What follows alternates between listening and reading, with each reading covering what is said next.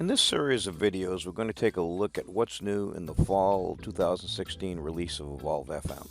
The new device-independent user interface gets you most of the functionality of EvolveXM from virtually any browser on any device.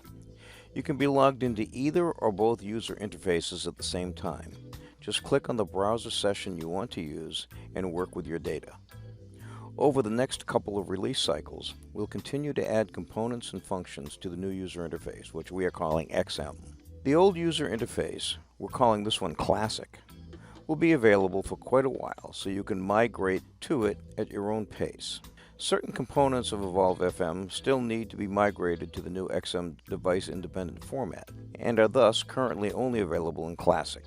These include reporting, moves, platform administration, and organizational structure, as well as the administrative components of the maintenance module. All the ones circled in red in the Classic login screen above. The most important new feature of the Drawings module is that it lets you work with drawings from any device, desktop, tablet, phone. If your device can browse, you can work with your facility drawings in Evolve. The look is different, and there are a few new and cool things you can do. So let's take a look at what's new in the new HTML5 configured drawing viewer. First off, what you see here can be seen in any device now, whether it's your iPad, your iPhone, your Android phone. Basically any device with a browser can look at these screens, and the screens configure according to the device that you're working with.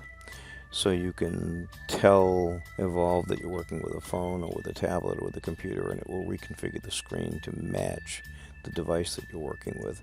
And even if you don't use this configured device here, it will look at your device and try to match it up itself. So it's pretty cool as far as what you can see and do no matter what you're working with for a viewing device.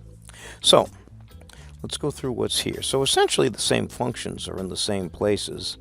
They're all represented via icon now, and you can see that as I highlight these, I get little dialog boxes that tell me what I'm on, and these work essentially the same way they did in Evolve Classic, so there's nothing new to learn as far as their functionality goes.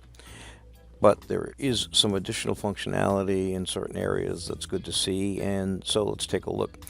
First, the panels. So I can open and close any of my panels on the fly here simply by clicking on these arrows. So if I want to eliminate the bottom panel, I can just click it and shut it down. If I want to bring it back up again, I can just click it and bring it back up again.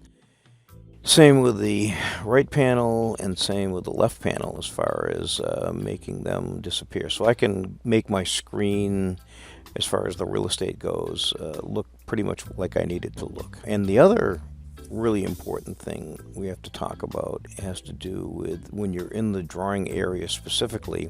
If I right click my mouse now, I get the same dialogues that I would get if I clicked on this dialog box up here, but the thing is I can right click it here. So if I need to zoom a window, I can just click here, say zoom a window, and zoom and come right in and see what I need to see right away. So, and then if I want to get back out, I can right click, click on zoom all, and go back out.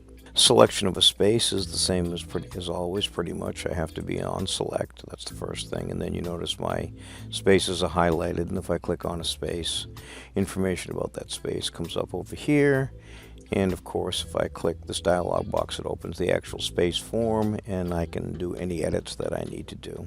An additional feature that's in here now is our ability to auto zoom. So if you're in a drawing that's really complicated and big and the spaces are small and you're not sure what's what, turning on auto zoom by clicking that checkbox means that whenever you click on a space, it'll zoom right into that space.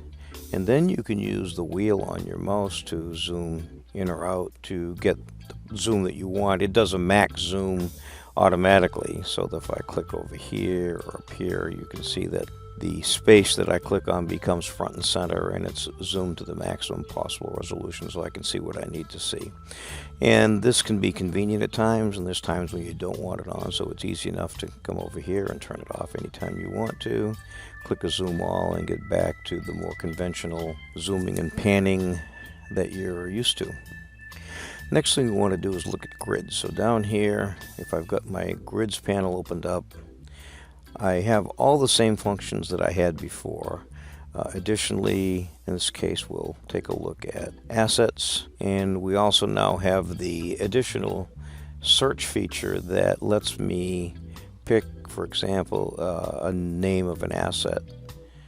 Pick this column here, and then if I click a letter, like letter A, it'll immediately just list the assets that begin with the letter A so that I can see just those. And you can see that I get this orange turn on that tells me that I am looking at filtered data. That's all available for me to look at. And anytime I want to turn that filter off and get back to normal, I can just turn the filter off, and I'll get back my full asset list. So that is available for use now. And additionally, in these bottom grids, we can now click on the advanced search area. And if you remember, advanced search used to be somewhere else on the classic screen, but now it's over here. And you can set up a complex search for what you want to find. But additionally, now you can set up the same views that you could set up on all the other grids that you have. So now if you want to see drawing assets in the columns in a certain order, and you want to control the exposure to the fields that you want to see, and let me just get here. So I can come over here, I can go to my columns, I can checkbox the columns that I want to see. I can drag the columns the way I want to see them and with the order I want to see them. I can then click on my Manage Views button, give that view a name, make it the default view, and I've got my own unique look at the drawing assets view, or the space assets view, or the occupants assets view. So now we've made these custom views available for this set of grids, as well as all the standard grids like space and assets and work orders and whatever else you're using, where having specific grid views where the data was presented the way you wanted to see it was available. So that's a nice additional feature. The last feature we want to show you that's additional in drawing menu is the Manage Links function. The drawing I have here, you can see that I have some spaces that are conventional in terms of having the space ID, etc. If I come over here, you can see that there's no database record linked to this particular space. And when that happens, I have the ability to come over here to Manage Links.